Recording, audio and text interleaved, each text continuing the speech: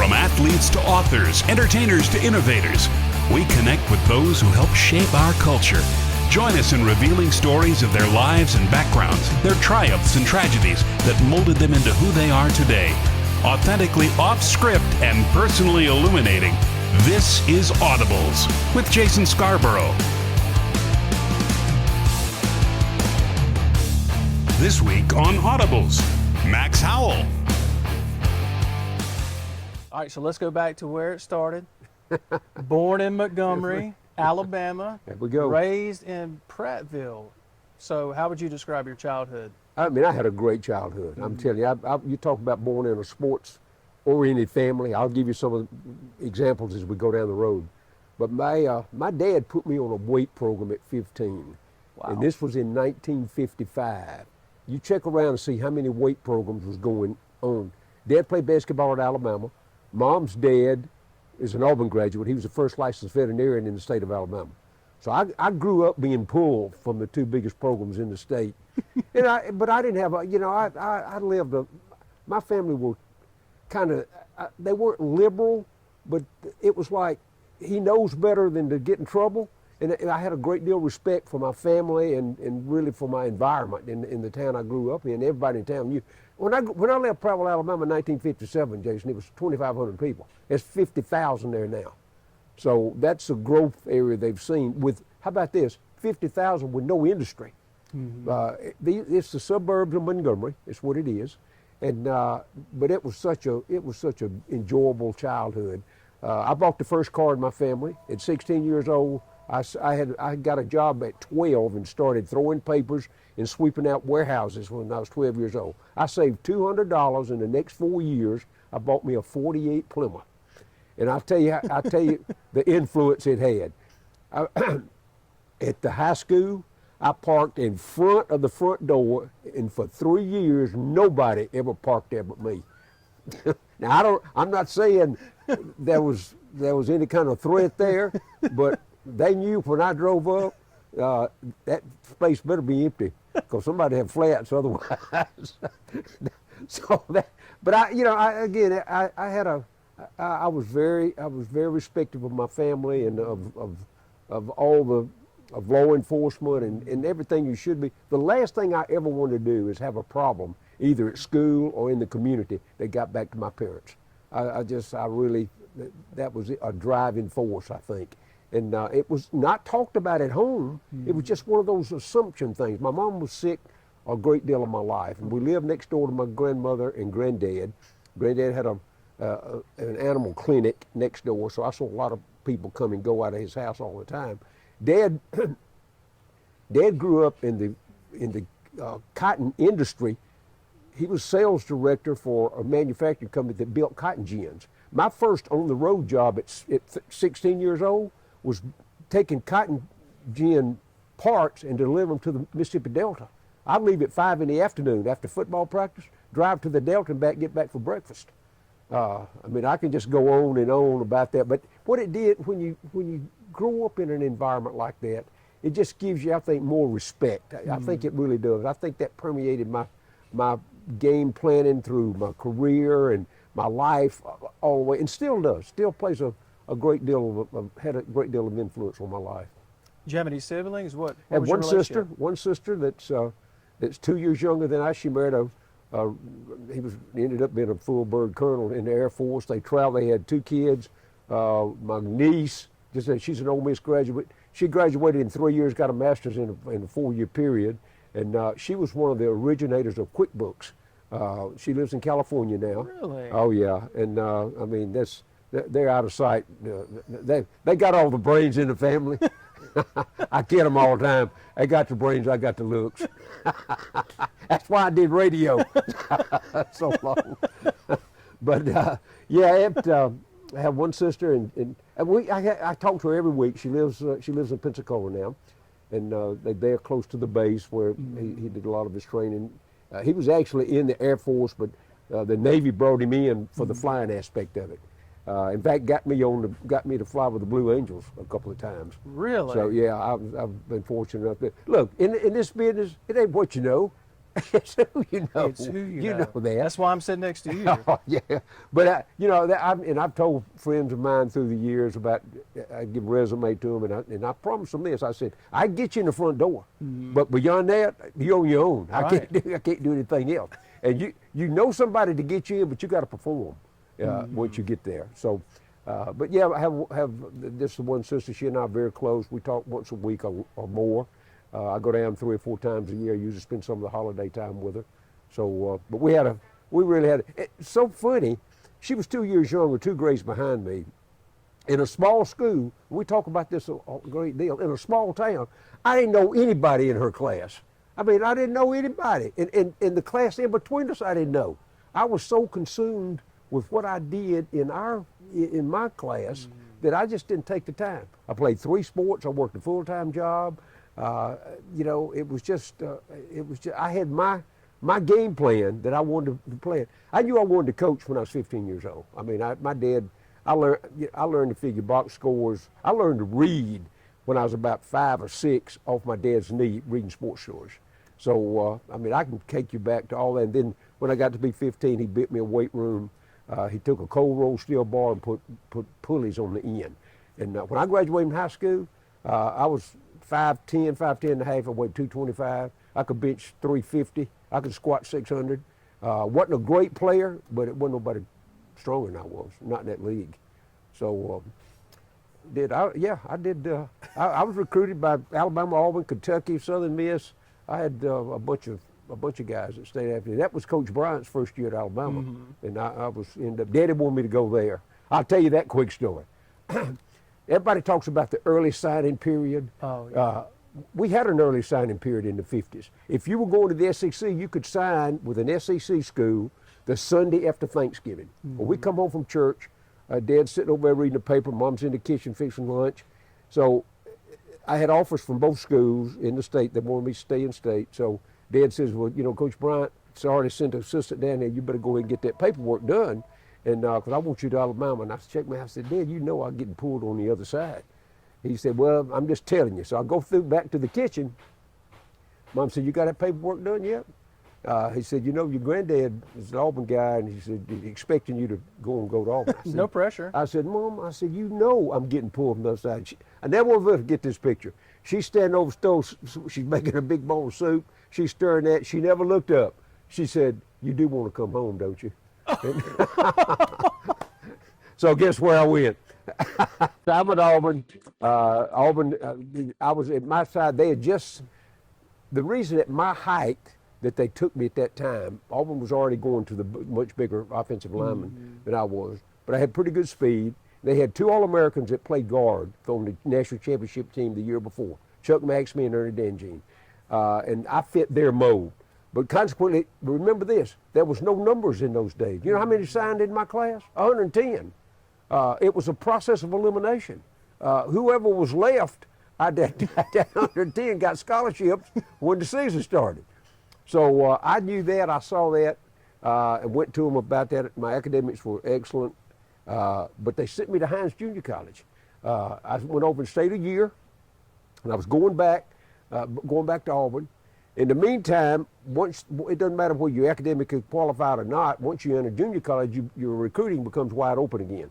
So Troy had been after me all along. At that time, Troy had the best preparation for high school coaches in the South. They were putting out anywhere from 50 to 100 high school coaches every year. So I knew all that. I knew where. So I went back, checked in at Auburn, stayed we were on quarter system, stayed to Christmas. I transferred to Troy and never told my parents. I knew, long story short, I went in, I walked in, I started from the first day. I lettered 2 years, I was all conference, and I had a year eligibility to lay up at my academics. I was already through with my academics. I was already started on my master's at that time. So I went ahead and moved along with my coaching career. But you couldn't do some of the things I did today. You could, I mean, the Privacy Act, how you gonna change schools and don't even tell your parents? All my stuff was paid for. I didn't ever, I can tell you some stuff that went on at Auburn back in the 50s. You want to know why they stay on probation? I can tell you, but I won't. Breaking news here on Audibles now. Yeah, but it's nothing unusual. You know what I've always said? Oh, Having yeah. worked at that level, there were two kinds: the caught and the uncaught. Just remember that.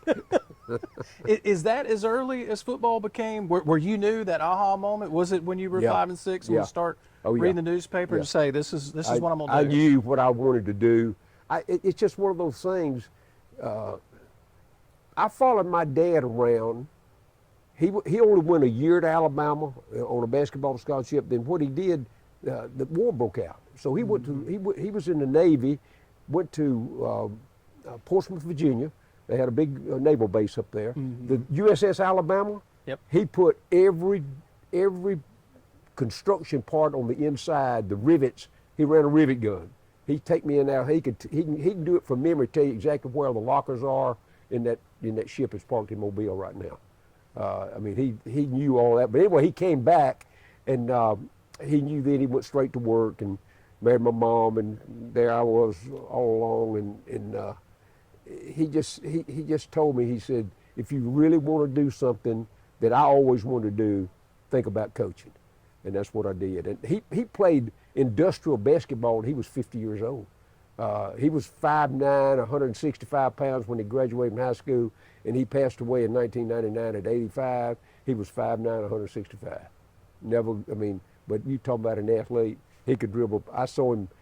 He'd take on the Harlem Globetrotters. He was that good an athlete. If they'd had a Really? 3-point line, it ain't no telling what he'd scored. I mean, he could shoot one hand, two hands. He could do it all. But I watched that and learned to appreciate that. And then when I'd go with him after I got up to be a teenager, I'd go ride with him when he played. And basically, I knew, and I'd sit on the sidelines. I knew that's what I wanted to do. So I ended up going to Troy, and fortunate enough went back and coached the first national championship team in 1968 there. Don't go anywhere. Audibles returns in a moment here on the Spirit Media Network. The internet can be a dangerous place. With Connect and Protect from C Spire, you get the phone you want, and you get the tools to easily track her location, restrict content, and help protect her at any age. It's like a digital mom arm. A what? That thing moms do. I'm not following. How do I put this? Look out! Oh, mom arm. Got it. Yeah. Introducing Connect and Protect from C Spire. Only $30 a month with free guided setup. Customer inspired. That's C Spire. The fabric of any community is its people. It's the commitment to hard work and to be our best. It's where you know your neighbor by name. It's where family is important. At Covington County Hospital, we are your family and friends. That's why your healthcare is important to us. From emergency room visits to primary care to behavioral health, we want to make sure that healthcare is available when you need it. Covington County Hospital, where your healthcare matters.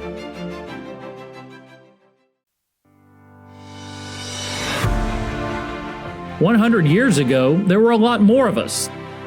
Today, we're using the latest technology to make sure not one seed, not one drop of water, not 1 inch of this farm goes to waste. We want to be here for the next generation of Mississippians, ours and yours.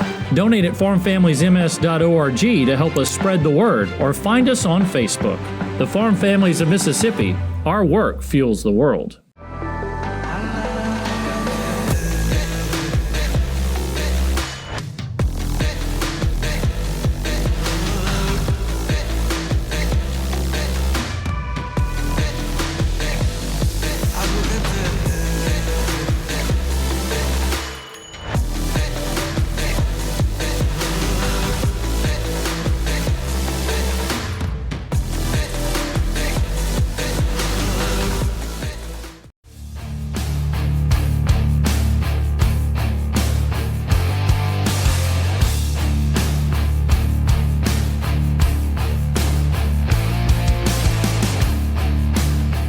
All right, so you attend Troy University. Back then, it was the Red Wave. Absolutely. Before they became the Trojans, you're a 2-year all-conference player. at Troy. So you've had a lot of great experience with Troy. So tell me about the experience playing football for the Red Wave. It was unusual. Yeah. I'd been one quarter at Auburn and been exposed to a little more sophistication with facilities and all. I get to Troy, they didn't have a weight program. And I felt lost because I'd been lifting since I was 15 years old, and I knew. And you looked at me at that time. I was about 225, 230. My dress shirt was a 22 neck and a 32 sleeve. My sport coat was a 52 short. So I was a little square man. But I had decent. I ran about a 4.7. So in those days, that wasn't bad for a guy like me, not too tall. I'd get there, and all I did was be sure when I got there, I showed up with a bad attitude, and that helped me a lot. But I enjoyed playing. But we helped devise a weight lift. They had a weight program for the physical education department because it taught kinesiology, and we had a kinesiology teacher that was a guy named Nick Costes who ran the Olympics, and I mean he was well known. One night he ran the whole length of the ball game on the track around the game. The week before he ran from Atlanta to Troy, just to say he had done that. So I got a lot of inspiration outside the coaching aspect, and this is what I talked about. My best friend and still we talk was my college roommate. He and I talk.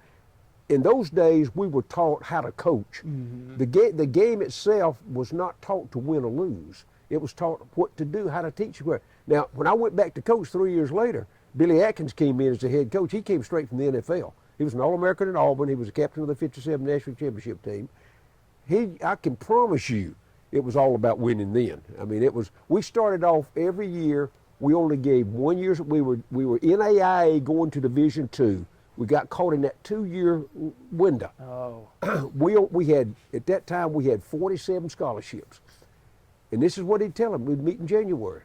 And I remember the rules in those days were, I call them very flexible. You kind of picked and choose what you wanted to do. More flexible than now, maybe? Way more flexible now. And here's the way we chose the rule we did. In January, we'd meet with all the people that we had recruited and or wanted to walk on. Sometimes we'd end up with 200 kids show up. And this is Billy's plain explanation. Guys, we're going to work out 4 days a week from now till August. And he said, the last 47 get the scholarship. And that's the way we did it.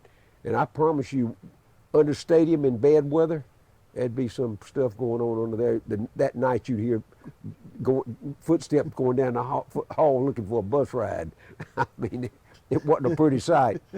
But the reason the rules at that time allowed us, Jason, to recruit. I was a recruiting coordinator there from 65 to 71. Mm-hmm. I didn't sign 10 high school kids. Every kid we signed, the year we won the championship, out of our starting 22, 18 of them played in the SEC the year before. In those days, the SEC frowned on married kids. So consequently, you got to understand, our president was a he was a full general in the Army. He just came out. But his college roommate was a guy named George Wallace, who happened to be the governor at that time. So anything we wanted, we flew to our ball games. We had National Guard escorts going into any town. I mean, it was abusive of power, if you want to know the truth. But we did it, and that's why we were able to get people there. We ate steak 3 or 4 nights a week. We had a training table. Nobody at that level had anything like that in those days. But remember, those kids we were recruiting were all used to that. They were coming from Alabama and Auburn and Georgia and Arkansas and Ole Miss, and everybody that transferred that wanted to play. Here was our deal. We provided, we're married students, we provided the wife a job, full scholarship the guy, and they lived in a married apartment free. Wow. And so we had some advantages, let's say this, and we took advantage of that. And we'd won the championship the second year. Our first string quarterback, Sim Bird, graduated, went on to the Cleveland Browns at that time. Our next quarterback was coming along. We were 8-0 and gets his knee tore up. And we lose 2 ball games back to back trying to break in another quarterback. We ended up 9. We did get to the first round with 9-2, and that's as far as we got. But we should have won the championship the second year as well. But we had it was to plan. I still stay in touch with a lot of those guys. Here's something that's unusual, and you know this. Just recently, I was named in the Hall of Fame at Troy. There's only in 100 years, there's only been 25 people put in that Hall of Fame. My roommate and I are the only combination. I was a linebacker, and I mean, I was a down guy and a stand-up back on the outside. He was the inside linebacker. The only two combination that played together ever been named to that Hall of Fame. Whoa. Yeah. So I had some good influence. I'm gonna tell you, he was a hard-nosed, tough guy, and I mean, it wasn't anything for. See, you have to understand the off-season training program in those days. We would pick out the roughest bar around and challenge anybody there. I'm gonna tell you, that was our off-season program. If anyone has video or pictures of those moments where Max was cleaning out bars, well, we want to see that. No, here's what we would do. John did it. John set it up. He was the brain behind the outfit. He'd bring me in and he would challenge somebody. After they had a few drinks, he'd challenge to arm wrestling, and I was pretty good at that, and lifted a lot. So he put me over there, and of course they put a side bet on that, and here was the deal: if I got beat, the first lick went to the guy arm wrestled me. That was the first one. And John would get the money, we'd go. So that'll be chapter 4 in my book. Chapter 4 in your book. Yes, there will be a book. One be. day there will be a book. Yeah. But anyway, I had a great career. And you have to understand, in smaller towns like that, you didn't worry. You knew everybody in the town. Everybody knew you, and we weren't abusive with that. We didn't tear up and break up stuff. Yeah. But sometimes we break up each other. Yeah. And, you know, and that was. But in those days, you could do that. Today, you get shot. Yeah. You didn't know where you could do that today. No. But that was my raising, and now I got out of that when I got to the coaching ranks. I had to leave that, but our coaching technique from the '60s on was a little different than it is now. You can't put your hands on them now, you know. And I was with a limited vocabulary that I had. I didn't know any way else but grab a hold of one and shake him. You know, you talk about coaching. I mean, you finally got to get into coaching after you leave Troy. Yes. You spend some time at Ozark High School. Yep. Some time at another high school. And then you come back. I was at Bay High. You're at Bay High in Alabama. Yeah. And then you come back to Troy. Yep. You're there for 6 years. Yep. You guys win a national championship. Yep. So the investment that Troy made in your life and that you made Yep. in that university is really cool when you look back at Yeah, it. it Because is. that wasn't the end of your story. We'll get to that in a minute with Troy. But you got to win a national championship there as a coach. And you know, and those kids, everybody thought because of the way we handled that, taking so many transfers, and you know, it was a lot of question about some of the kids, why we got them and how we got them. But I can go down and show you a roster. Take that roster right now.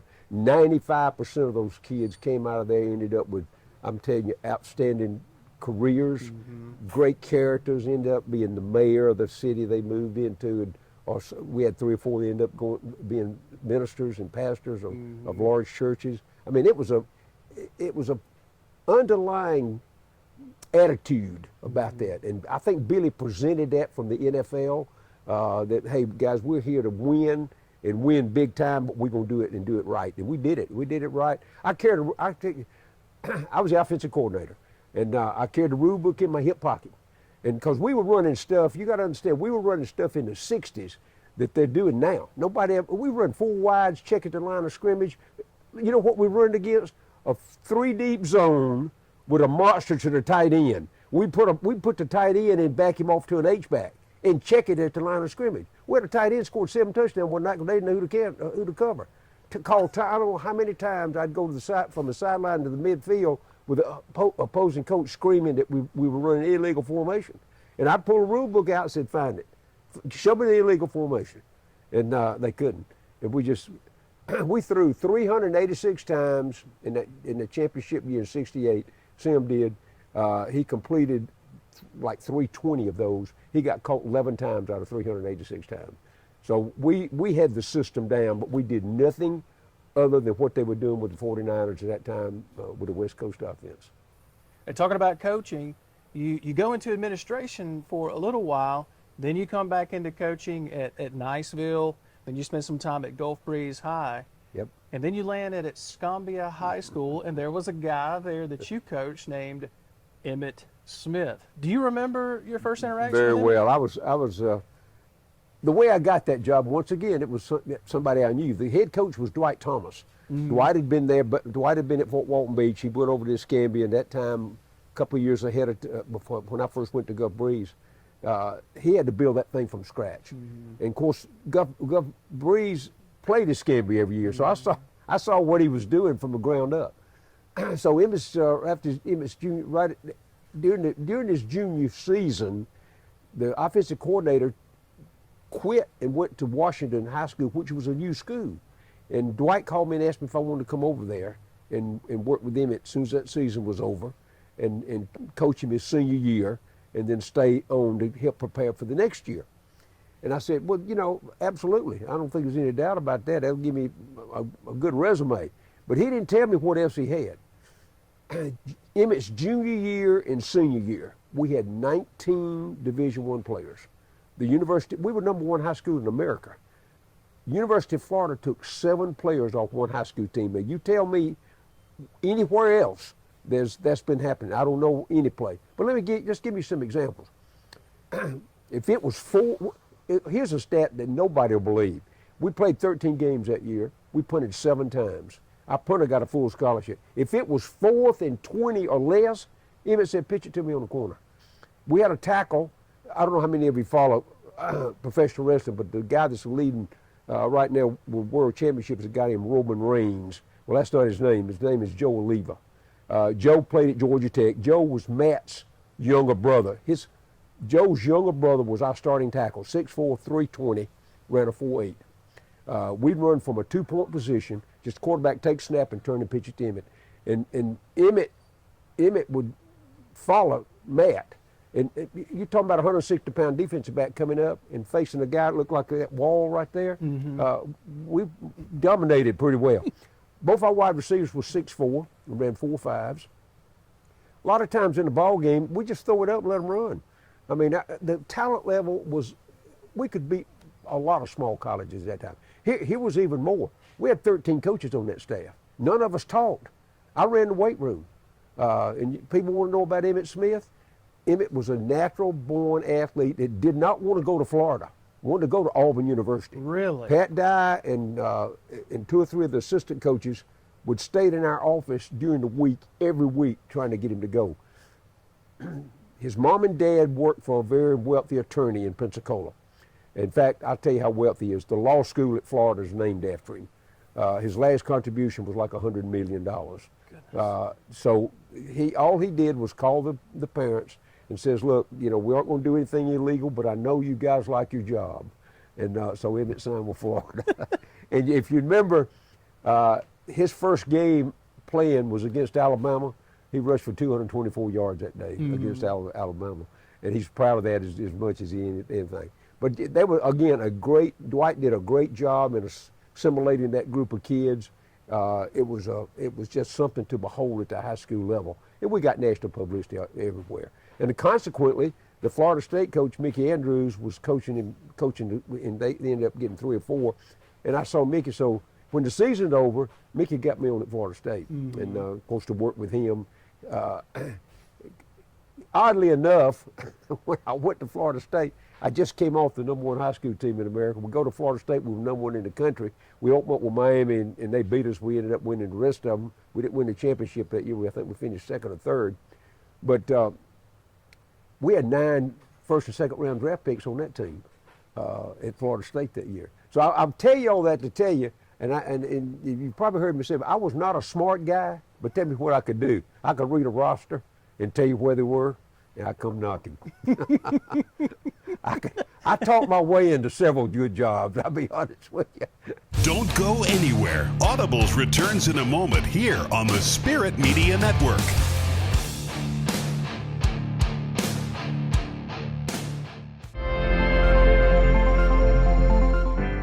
Mississippi's farmers love what they do, producing food and products for you and your family to enjoy. But we know this land is not just ours, it's yours too. That's why our farmers maintain this soil, keeping it rich and bountiful. We are sustaining this land so it will be useful to feeding generations to come. Donate at farmfamiliesms.org to help us spread the word, or find us on Facebook. The Farm Families of Mississippi, our work fuels the world. It has often been said that home is where the heart is. It's where hard-working and dedicated people form the fabric of a thriving community. At Covington County Hospital, it's our priority to help keep our community safe, healthy, and moving. With our primary care clinics and services, we are working to keep you healthy. Because home is where the heart is.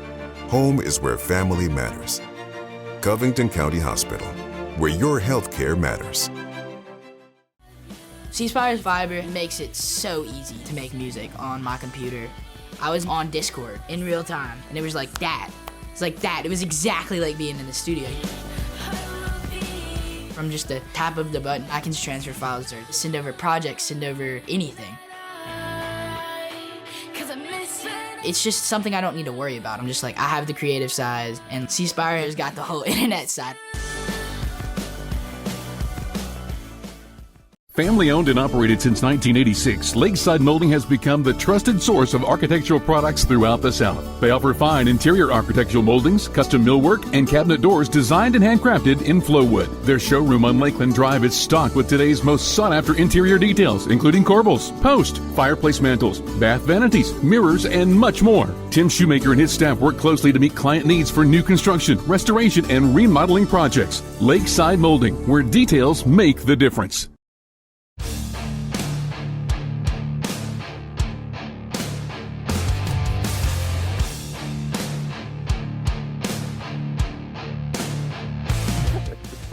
So you go from the #1 team, high school team in the country, Yeah, to Florida State, coaching with legendary Bobby Bowden. absolutely. I mean, what was that experience Oh like? man, that was. Let me just tell you our secondary. Mickey coached the corners. I coached the safeties.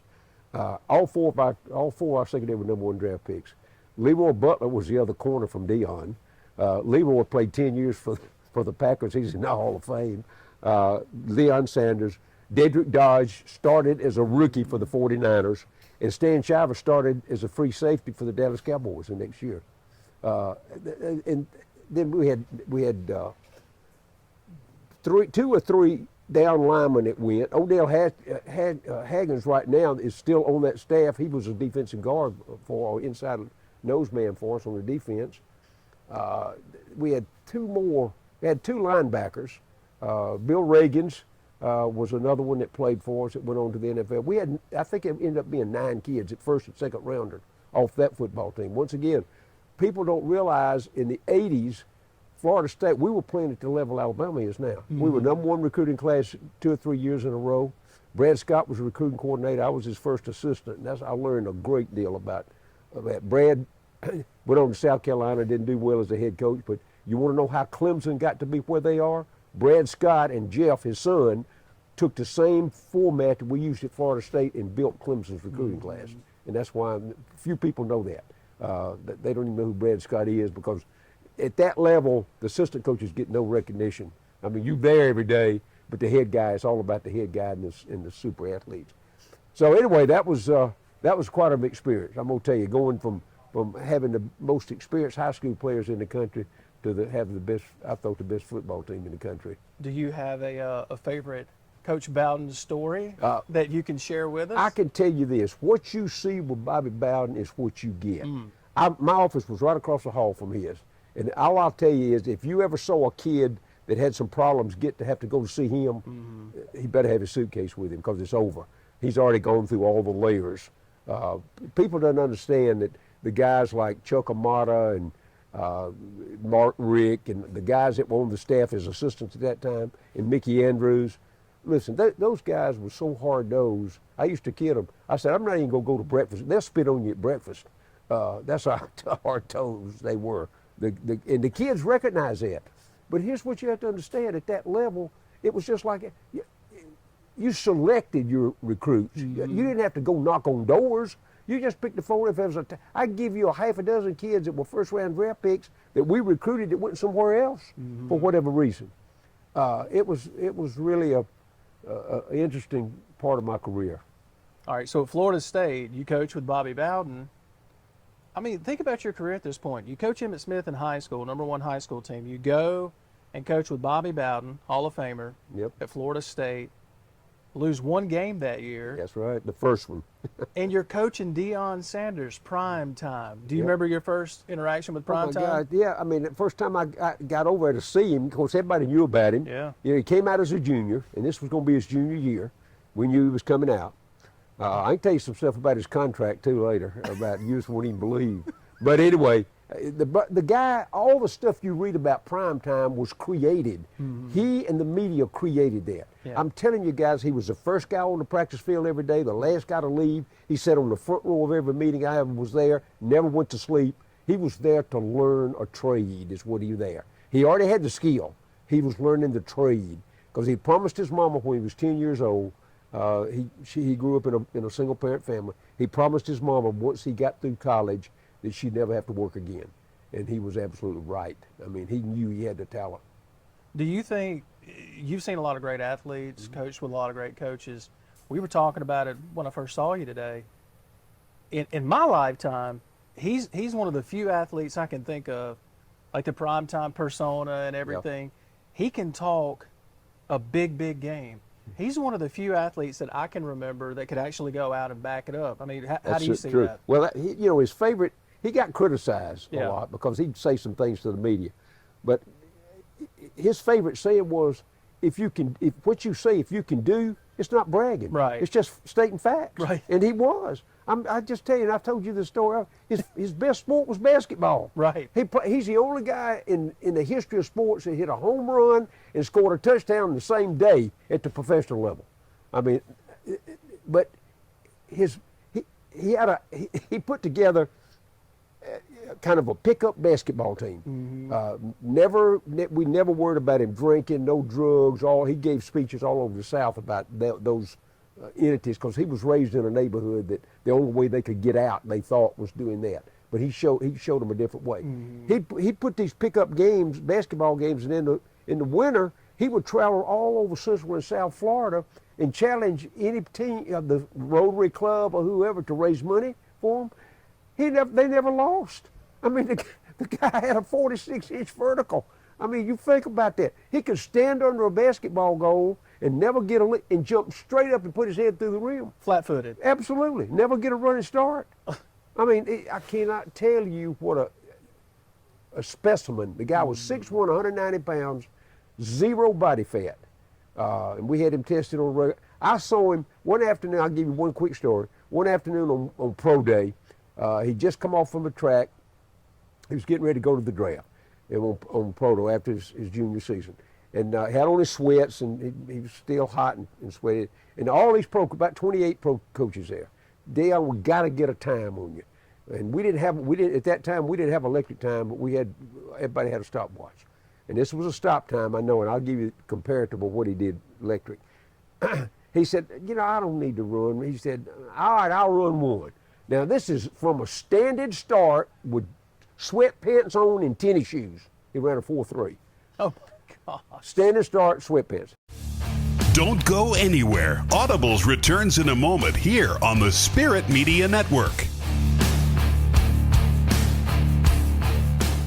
The internet can be a dangerous place. With Connect and Protect from C Spire, you get the phone you want, and you get the tools to easily track her location, restrict content, and help protect her at any age. It's like a digital mom arm. A what? That thing moms do. I'm not following. How do I put this? Look out! Oh, mom arm. Got it. Yeah. Introducing Connect and Protect from C Spire. Only $30 a month with free guided setup. Customer inspired. That's C Spire.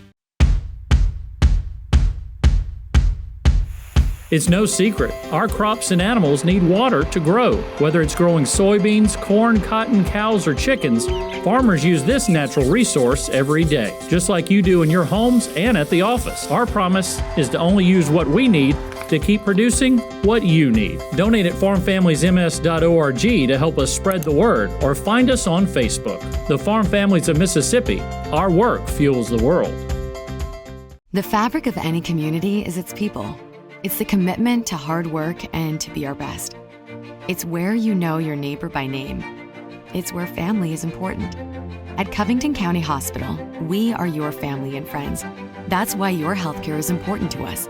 From emergency room visits to primary care to behavioral health, we want to make sure that healthcare is available when you need it.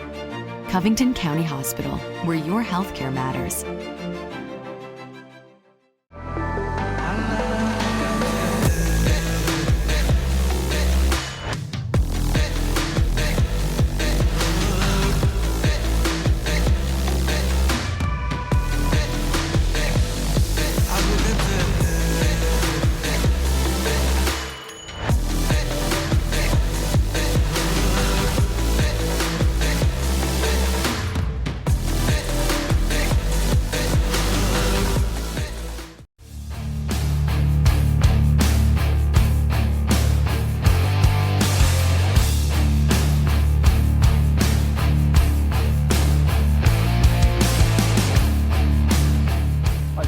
Go back to Troy for a year or two, and then you make the jump into the waters of radio at the Fan in Atlanta. Now you got to walk me through, how'd you go from coaching? What made you want to get into radio? Well, it was so easy for me. Yeah.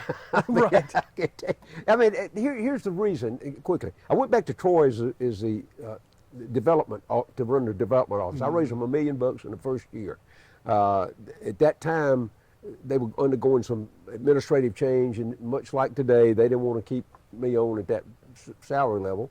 So I'm on the road raising money. I come home on a Friday afternoon on my birthday, and the locks have been changed, and my stuff stacked outside in the hall. So I got the message. I mean, like I told them, I wasn't born at night. I wasn't born at night, particularly last night. So anyway, I took off and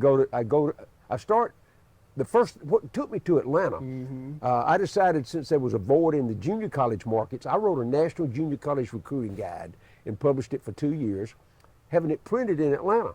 I was commuting from Oxford to Atlanta twice a week to be sure this thing. And while there, 680 The Fan at that time was owned by Ted Turner. It was in the CNN building. It was the audio for CNN News is what it was. Well, Turner didn't want to keep the radio part, so he threw that company into bankruptcy. The Dickey family bought that radio station. We were the first of 5, and they came.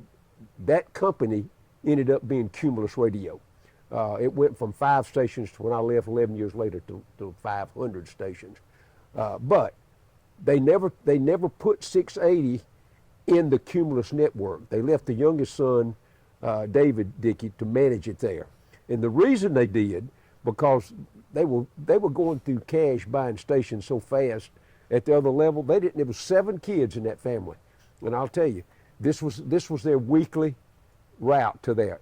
They walk in there weekly, each one of them, and take $2,500 a week out of the cash box, all 7 of them. That's what financed their family lifestyle.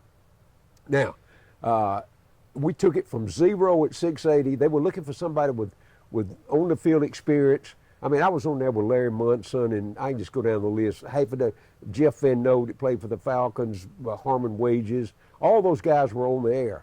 But they were either players or broadcasters. None of them actually had the coach, and I had all the contacts. So I started off with a guy named Chris Morgan. It was called Max Morgan, from 6 till 10 in the morning. And I thought, well, this is pretty good. This was before the internet, Jason. I'd go out. Leave my house at 2 o'clock in the morning, and go find newspapers and read every story that was available out there to get ready. Because this is what I tell the audience. I was the first sports talk on air guy in Atlanta, and that market was 4 million people, and it was a very diverse market. It was people from all over the country, and I'd get challenged on air about stats and all that. And that's what I tell them. I said, I love the challenge, but you better bring a wad when you come, because if you ain't right, you're gonna hang up. I promise you. And I did. That's the way I handled it. But it went well. Here's something that few people ever know, and you know about arbitrons. Oh, yeah. Let me tell you what'll scare you. When you sit down and flip a switch to go on the air, your audience is 400,000 listening. That's that'll tend to notch you up if you're not prepared. I'm gonna tell you.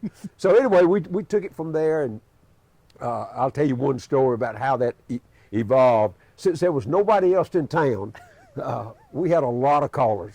And our first couple of weeks, Ray Goff would start calling me. Because remember, there was nobody. Ray was a head coach at University of Georgia at that time, and he wasn't doing very well, was getting a lot of flack. And now the fans had an outlet to call and ask about the program. And I, analyzed what I saw and all this. First morning he called, he said, first question, he said, Coach, why are you trying to get me fired? I said, whoa, Coach. I said, I'm the moderator of the show. I'm taking calls. I got 11 lines that come into the studio, and when I sit down and flip a switch, normally all 11 of them light up, and I just take them one at a time. He said, well, it sounds like to me you're trying to get me fired. I said, no. Next morning he calls me and says the same. He said, I listened to you. He said, you were very derogatory about my kids playing. He said, I want to tell you something. He said, I'm a head coach at University of Georgia, and you're an on-air sports talk guy. He said, I'm going to be here a lot longer than you are. The third time he called, I said, okay, Coach, I'm going to tell you some stuff you're probably not going to want to hear. I said, I've never stood on the sideline with you. I never stood in a staff meeting with you. I never called a play for you. And I paused, and I said, and I ain't never lost to Vanderbilt at homecoming either. Click. I never heard from him after that. So anyway, I got it. Pretty savage. Well, my dad. This is what my dad used to say. Some people you have to talk to them in terms they understand. So I did. So anyway, we went from there. We had a great career. We had the Braves and the Falcons, and it was really a good run. Then we lost the contract. This was in this was about 98 or 99. And so I get a call one night, and I was unemployed at that, because I got a call and said, look, we got an idea. We want to try to put together an SEC show, but we're going to run it out of Memphis. Would you be interested in coming over here and audition for the host? I said, yeah. So they flew me over to Memphis, and I sit there and we auditioned until they hired me on the spot right there, because the good thing is everybody else had been in smaller markets, and they couldn't keep up with the pace and didn't have the background to know what all was going on all over the conference. So we did that. And we actually now, if you look back what conference call was, we didn't, and I told you this before, I had no idea when we were doing that. We would go on the road in the spring and the fall to at that time there was only 12 SEC schools. We do on-site live radio shows and interview the coaches. Sometimes we'd be gone 3 weeks at a time. Nobody had ever done that. That ended up being the forerunner, and you helped bring that to my attention, of what now is the SEC Network. We laid it out there, and it was, I can just tell you about when Howell was at Kentucky and Mike Leach wanted to quit and go with us. I can just give you a bunch of stories about what went on there. But it was so, we'd do a show and get on the road, we'd get a box lunch to go, and we had a driver in a van. I'd sleep in the back till we got to where we was going. I'd wake up next morning, I didn't even know what town we was in. I mean, that's how intense that we did. Then we go to the college coach's office, and we get all the stats and all that, and then we do, I've done them from Rupp Arena, from the sideline. I've done them, I can just tell you all the places we were able to go. We did them from the Sugar Bowl. We've done them from the Gator Bowl, Liberty Bowl. I've done them from every place known in this part of the country. But that was the most rewarding thing. And then economics got involved, and we sold Conference Call to Tim Brando and a couple other guys, and they wanted to take it nationally. And you can hear me talk, I wouldn't fly too well in Des Moines. Let's put it that way. So anyway, Scott McKinney and I created Southern Sports Tonight. By the way, Conference Call, we had 125 stations across the South covered our show every day, carried it. And then when we came back with Southern Sports Tonight, we had about 85 in the same core.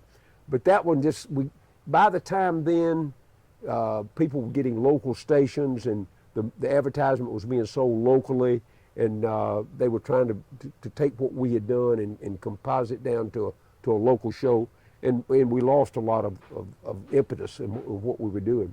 But Southern Sports Tonight lasted about 2.5, 3 years, and it stayed on with the same concept. And by that time, it was time for me to. I had gotten so confident, I went and bought 2 or 3 radio stations. So And you know how that ended up. One of them was in Jackson. Yep. One of them was in Defuniak Springs, and of course the last one was here in Tupelo. But oh yeah, I mean, anybody can make this thing work. Oh yeah, anybody. Yeah, I know better than that now. Well, that's how you and I met. I grew up listening to conference call. Yeah. Matter of fact, one day my mom's watching. I was on the phone at my house, my parents' house, calling into the show. She picks up the phone in the house. Have you seen your sister? I'm like, Mom, I'm on the phone with conference call all across the Southeast. And, oh, okay. And I think one of you guys said, well, Jason, go find your sister. Yeah. You know, but I mean, that's what everybody listened to. And like you said, that was kind of, to me, you and I had that conversation. Yeah, we kind of the precursor to the SEC and network. we never recognized that, Jay. Yeah. I'm telling you, we loved the business so much. We lived it day by day. Is what we did. We had two good owners, and they hired a full-time sales guy, and they hired a producer, but he was a manager, a road manager for us. And by taking it that way, they prepared us and gave us anything that we needed to do. But we didn't have to worry about what we were going to do next fall or next winter. We were worried about the next day, what school we were going to attend or be there to watch their practice or do a show from there. So Phil Fulmer was Phil was love him to death, but he was paranoid. He would not do a live show. What he did was that we'd have to tape the show and play it back to him before we ever put it on the air. And that was just his personality, because he'd had his own problems along the way. But everybody else had too. I mean, that's all going to be in the book. So you talk about all the time that you were in radio, conference call. I mean, I can't tell you how many times I listened to that. Coming home after work, working for a newspaper at the time, first thing I do is punch on conference call. Right.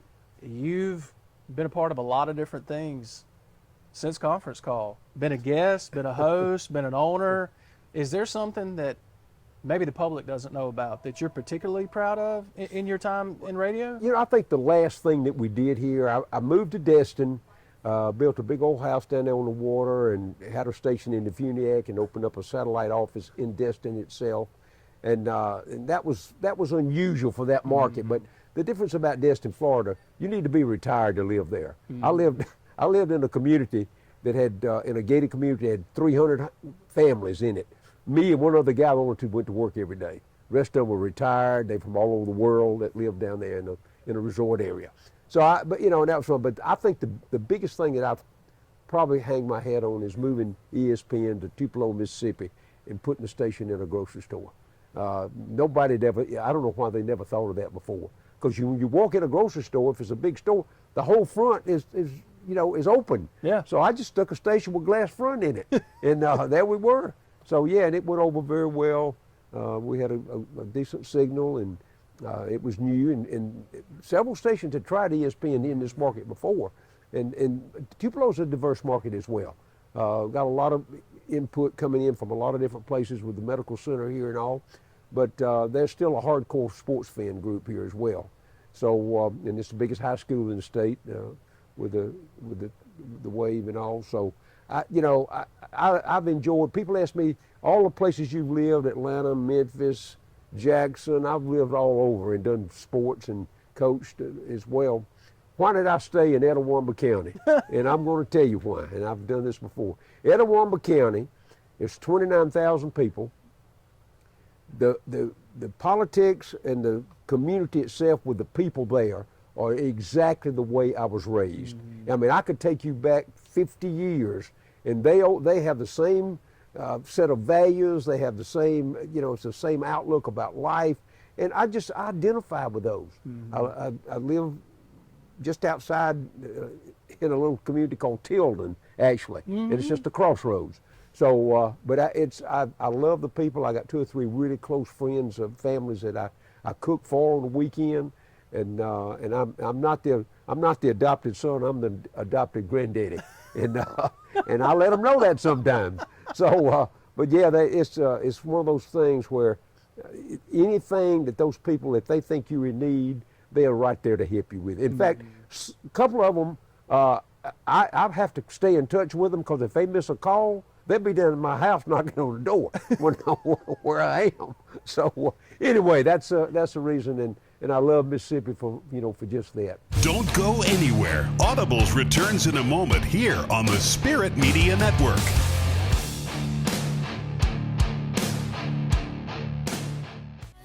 C Spire's Fiber makes it so easy to make music on my computer. I was on Discord in real time, and it was like that. It's like that. It was exactly like being in the studio. From just the tap of the button, I can just transfer files or send over projects, send over anything. It's just something I don't need to worry about. I'm just like, I have the creative side, and C Spire has got the whole internet side. It has often been said that home is where the heart is. It's where hard-working and dedicated people form the fabric of a thriving community. At Covington County Hospital, it's our priority to help keep our community safe, healthy, and moving. With our primary care clinics and services, we are working to keep you healthy. Because home is where the heart is. Home is where family matters. Covington County Hospital, where your health care matters.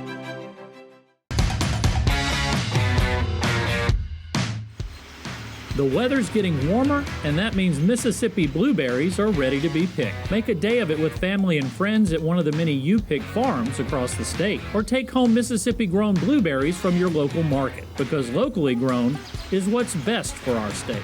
Donate at farmfamiliesms.org to help us spread the word, or find us on Facebook. The Farm Families of Mississippi, our work fuels the world.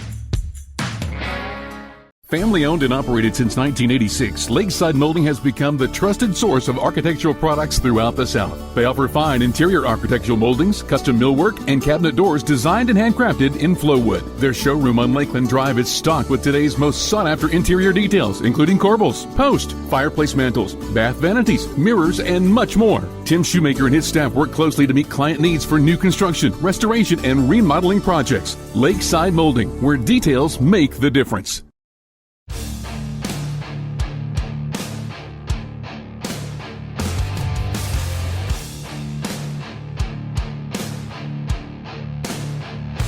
I got to tell this story, and I hope you're okay with it.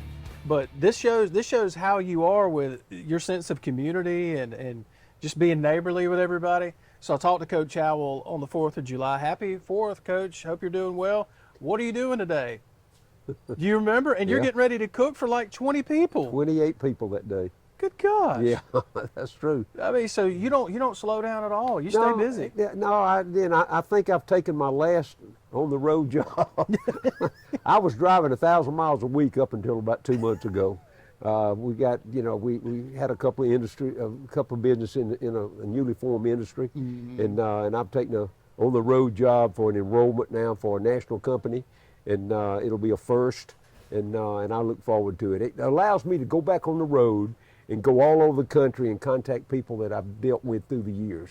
And I start with my base of my coaching friends and my players, and I start there and then go from there in each one of them. When you look back at radio and your time there's got to be, I've always wanted to ask you this, because I mean, you're somebody who grew up listening, and I never thought in a million years that we'd become friends, because I grew up listening to you on conference call, then, started following your story and what all you had done, and that's why we wanted to do this for Audibles. I said, he needs a chance to tell his story in his own words, but you got to interview, not only coach with a lot of great coaches and players, but you got to interview a lot of really important and notable people. Is there one that stands out to you as one of your favorites or most notable? Probably George Foreman. Really? Was as good as I had ever done.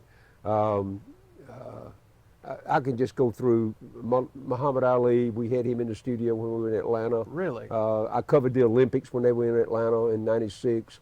I can just go down the list. All those. Remember, we were the only sports talk station in Atlanta. So these big high-profile sports guys, they were anxious to come and be on the air with us.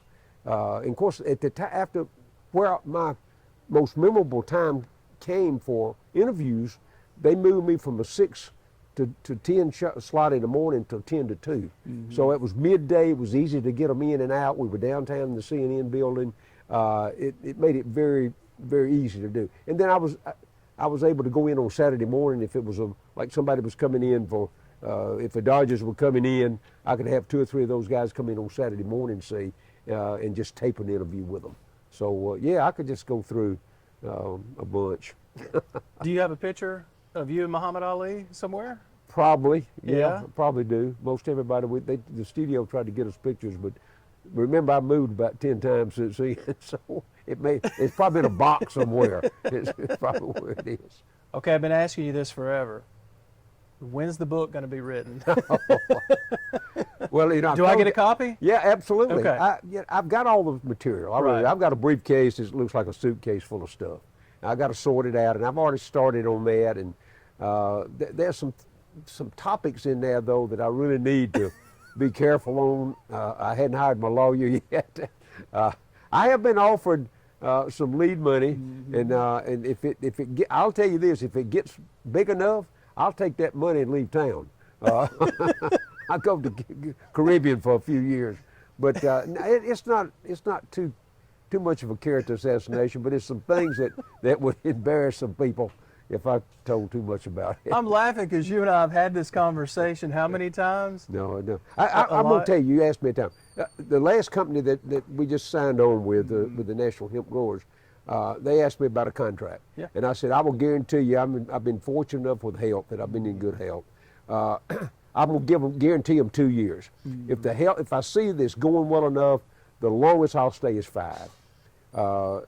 And most people, by the time they get that old, be in a nursing home or already gone from here.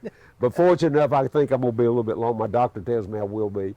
So I'm going to say sometime in that 2 to 5 years from now, I'll get a book out. Well, you have somebody that'll help you. Yeah, I know. I'll help you.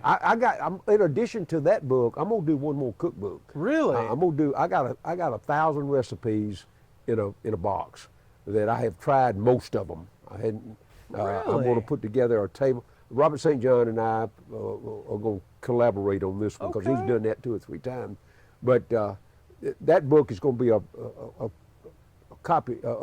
cocktail table edition. It'll be a big color 1,000 recipe book. It'll be $49.95 to buy it off the shelf. It's not a bad deal. No, I've already got some people that want to do that. What is your secret to good health? I mean, you and I have talked about genetics. That's it? Well, a couple of things. One, I ran and lifted till I was 65 years old. Wow. I mean, I ran 2, in 1 year, I ran 10 10Ks and 2 marathons when I was 50 years old. Goodness. That's, and I didn't ever like to run competitive, but I did all the road races you see for fun. I'd sign up anywhere and go run it, and usually win my division at age level. And I just quit lifting about 2 years ago. And I still walk 2 or 3 days a week. I'll walk 5 miles, just, because my body hollers at me if I don't. And I keep such a pace. I watch what I eat. I'm pretty regimented about that. Kind of a light breakfast, and I usually eat whatever big meal in the middle of the day, and then just kind of close it out at night. And I don't eat anything past about 7 o'clock. Period. Never. And I don't eat sweets. I don't eat snack food. Listen, I'm bigger. I was bigger in high school than I am now. I was 194 when I weighed. I got my annual physical 2 weeks ago. And that's the least I'd been really in about 25 years when I was running all that much. So other than that, I got up to 2. I played at 2. Most I ever played was 232, but I was about 225 most of that time. I got to tell you, this is, you're going to be, humble and modest, but this is a bucket list interview for me. Well, so I want to tell you, thank you for taking the time to sit down with me. Growing up listening to you is one of the reasons I went into media. Listening to conference call, growing up listening to that and saying that's what I want to do. Working at this little small newspaper, listening to you do conference call and Southern Sports Tonight, and then just continuing to follow your career.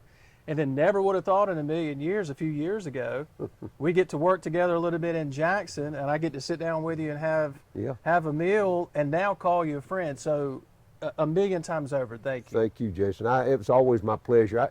The thing that I think about my personality is, I don't know, if you go back and check all my career, I never burn a bridge. I really don't. You never know. You've seen people. And I don't say you can't lose your temper and, say some things sometimes you need to go back and apologize for. But the fact is, you try to always leave that door open, you know, and that's always served me very well through the years. Clay's House of Pig here in Tupelo, our site for Audibles today. Thanks for watching. He's Coach Howell. I said, I've never stood on the sideline with you. I never stood in a staff meeting with you. I never called a play for you. And I paused and I said, and I ain't never lost to Vanderbilt at homecoming either. Click. I never heard from him after that. This is what my dad used to say. Some people, you have to talk to them in terms they understand. Thanks for watching. We'll see you next week for another episode of Audibles with Jason Scarborough.